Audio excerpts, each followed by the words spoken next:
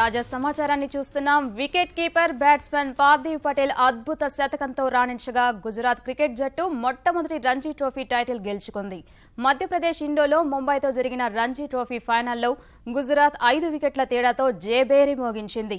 ఈ మ్యాచ్లో టాస్ ఓడి తొలుత బ్యాటింగ్ చేసిన ముంబై పంకజ్ షా, సూర్యకుమార్ యాదవ్ అర్ధశతకాలతో రాణించగా తొలి ఇన్నింగ్స్లో 228 పరుగులు చేసింది. తర్వాత గుజరాత్ తన తొలి ఇన్నింగ్స్లో పార్థివ్ పటేల్ 90, మన్ప్రీత్ జునేజా 77 పరుగులతో రాణించగా 328 పరుగులు చేసింది.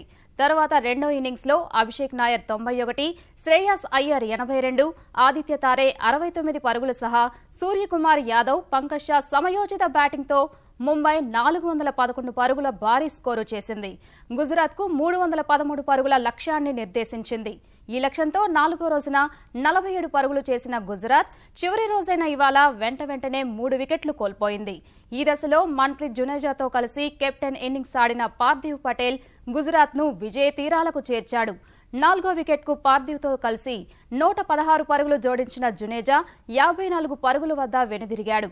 తర్వాత చివరి వరుస బ్యాట్స్మెన్ అండతో అజేయంగా 143 పరుగులు చేసిన పార్థివ్ గుజరాత్ కు మొట్టమొదటి రంజీ ట్రోఫీ టైటిల్ అందించాడు.